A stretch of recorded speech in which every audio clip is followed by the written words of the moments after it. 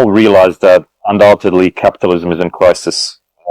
One doesn't have to have a PhD to figure this out. I mean, all you have to do really is just to look out the window. And for the first time in history, I think no matter what we ascribe to, we realize this in our field. And while our solutions to overcome it may differ, nonetheless, we realize that capitalism's failure to answer key societal issues of existential nature has a direct impact on how we formulate future politics. And very few of us think the system hasn't been manipulated or tampered with. Do you think the manipulation of economic systems by the elite is also, if not the biggest tool at their disposal on how to spread corruption, drive division, impose control, spread false wars, and I guess, long story short, drive people away from God? The very last revelation to come down in the Quran was the revelation in Surah Al-Baqarah 279, 280, 281, and it concerned economics, concerned the market, the free and the fair market. The insistence that Islam must establish and maintain and preserve a free and a fair market. And a free and a fair market is one in which if you plant, you reap. And if you do not plant, you cannot reap. But there's one fella who doesn't plant at all, and he's always reaping. He reaps more than everybody else. It's the banker. It's the banker. He has capital, but he's not prepared to bring his capital into the market like everybody else and engage in business transactions. No, he wants to have a return on his investment which is free from risk, a risk-free investment, meaning you're guaranteed a profit and there is no possibility of a loss. That is what he wants. But that it does not qualify for a market which is free and fair. So the last revelation to come down from the Quran is one in which Allah declared war of that fellow who wants to only reap without planting, the money lender, the one who lends money on interest. He puts his money in a fixed deposit in the bank, and he becomes now a money lender. He's lending his money to the bank. And the reason why Allah has prohibited it is because it does not qualify as a business transaction.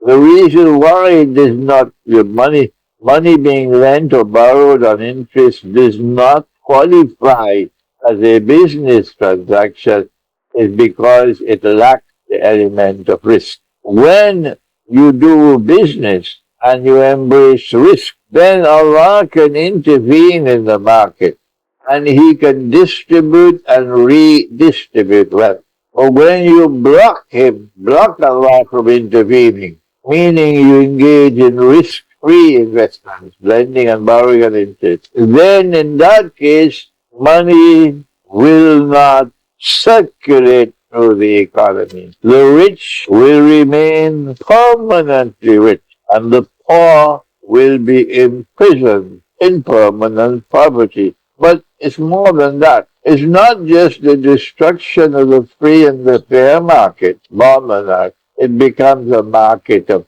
thieves. When Jesus, Nabi Isa alayhi salam, went into the temple, Masjid al-Aqsa, and he found the Israelite people engaged in riba, he cursed them. He turned over their tables. He chased them out of the temple. And he said, these are his words, "You've taken the house of God and transformed it into a den of thieves." Professor Richard Falk, I think it was his name, Richard Falk, at Harvard University, some 25 years ago, he coined the term legalized, a system of legalized. That is, that they not only become money lenders, but more than that. Money which is supposed to be a medium of exchange, a measure of value, and a store of value. Money in the Quran is a gold coin and a silver coin. That is money in the Quran. The Articles of Agreement of the International Monetary Fund prohibit the use of gold as money. Allah made it halal, but they made it haram. And in the Surah to Tawbah, this is called shirk. And all those who accept this monetary system, which has come from the IMF, which is everybody, all now in shirk. And the one saying that Allah will not forgive. So this is why there is a hadith repeated in Sahih Bukhari 4 times that 999 out of every 1,000 will enter into the hellfire. Only one for Jannah. But Allah is a kind and loving God and a merciful God. He forgives. So how then can a merciful God send 999 out of every 1,000 into Jahannam? It's incompatible. Answer, He has said, I will not forgive this sin. And this is what they have done. By prohibiting the use of gold as money, they have made haram what Allah made halal, and that is shirk. And when we accept that monetary system, which is based on the IMF, we are all now a part of that shirk. The reason why they banned the use of gold as money is because they wanted to bring bogus money into the market and use that bogus money to rip off mankind. That also is a form of riba. And since they brought this bogus money, it is functioning like a suction pump, sucking the wealth of mankind and drawing all that wealth into Europe and the United States and Canada and Australia to such an extent now that the rest of mankind are becoming deserts, and people in huge numbers are becoming economic refugees.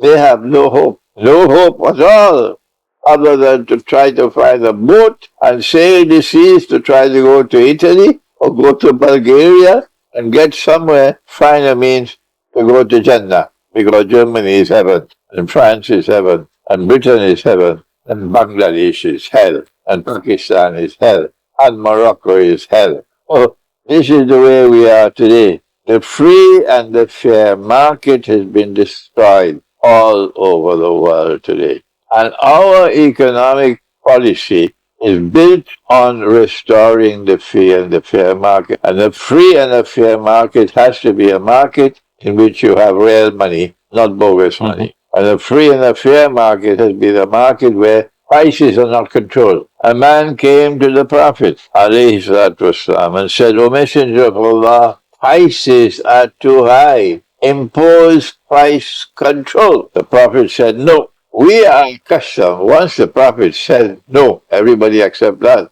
But this man came back a second time. So things were really bad. O Messenger of Allah, impose price control. He said no. The man came back a third time. And again the Prophet said no.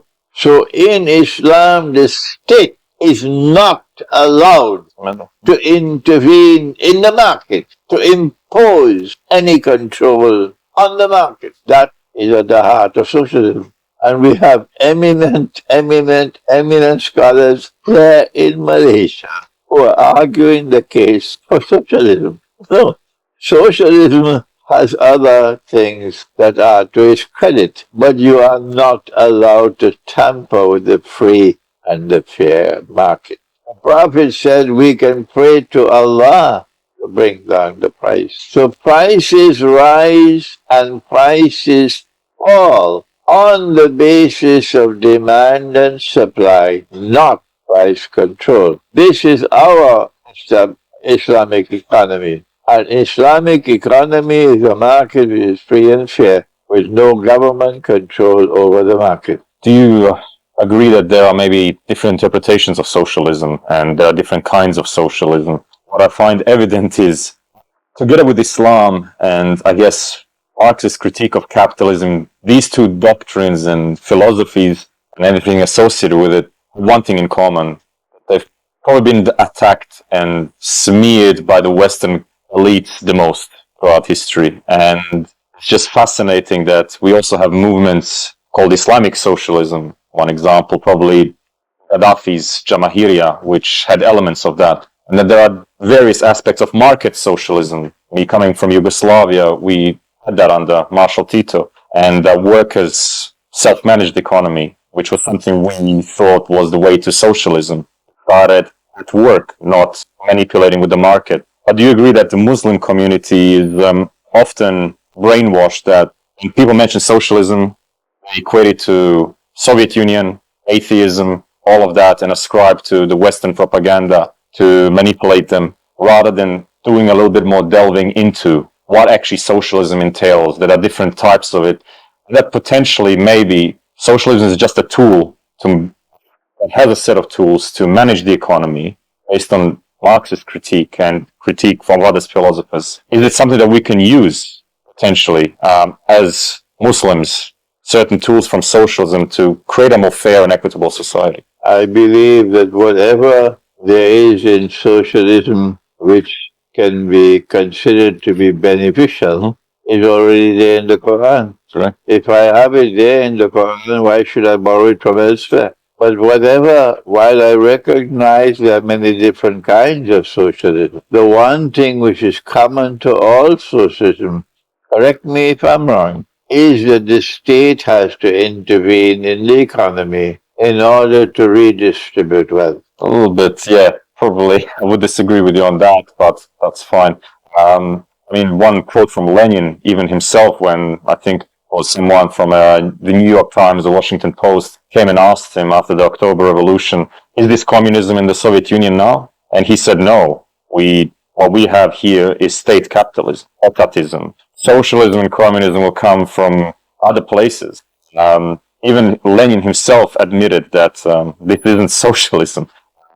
They believed in a Wang party system, and it was their interpretation. It obviously failed and was a travesty to humanity. But yeah, I guess, we had examples like Gaddafi. How would you, and his Jamahiriya? There is a socialism existing in some utopia. I have not as yet experienced it. I have experienced socialism in Venezuela under Hugo Chavez, a man with a good heart, a man whose intentions are good, and he's fighting for the poor, the masses. I have experienced socialism in Bolivia with Evo Morales, a man whose heart is good, and he's struggling for the people. He was a coca farmer. Evo Morales. I have experienced socialism in Cuba. Fidel Castro is a man of great integrity, moral integrity. But in none of these places socialism has worked. No. And people are fleeing. We need to have a free and a fair market. It's not capitalism. No, I don't use the term capitalism. I don't want to hear it. I'm talking about a free and a fair market. And in that market is on the basis of the effort that you make, that you reap a reward. The one who makes a better effort reaps more. The one who makes less effort reaps less. Okay? But in addition to the effort that you make, in the free and the fair market, Allah can intervene and ensure that wealth is distributed and redistributed. And so, at the end of the day, what a free and a fair market delivers to the economy is an economy in which wealth will circulate through the economy. So one day for me and one day for you.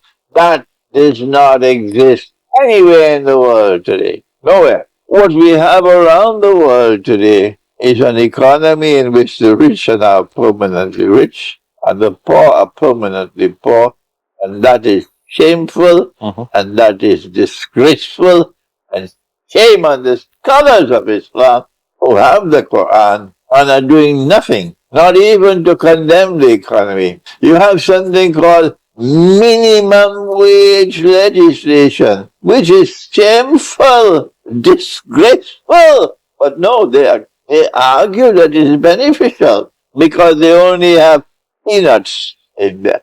I'm sorry to have to be using this term again and again and again, but I'm now so old, I am one step away from the grave. I just can't help it. They have only peanuts in their head because they can't think. The reason why you have minimum wage legislation that roti canai has to be sold for this price, Teh Tarik have to be sold for this price, is so that the masses, the pot doesn't boil to such an extent that the lid is thrown out of the pot. That will end up with masses on the streets and bloody revolution. So in order to keep the lid on the pot so that the process of exploitation and oppression can continue and the enrichment of the rich will continue and the poverty of the poor will continue without bloody revolution. You have to have an weight legislation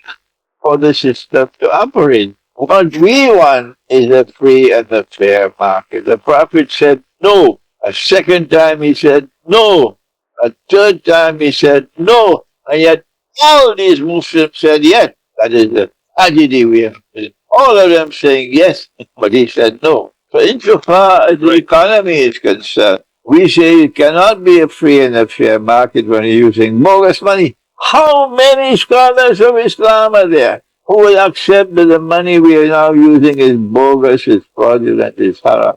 They don't even have the freedom to talk in the masjid, which is why, Safar, I have stopped attending Salatul Jummah in Malaysia. In Trinidad, the Imam is not given a script of paper that he has to read from. The Imam speaks as he wants in Trinidad. In Britain, the Imam is not given.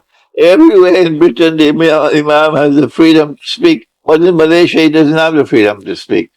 Amazing. So how can an Imam in Malaysia, a Khatib, say the money we're using is bogus? He can't. He doesn't have the freedom to do it. We have to bring back dinar and dirham in the market as our money in order for a free and a fair market to be established.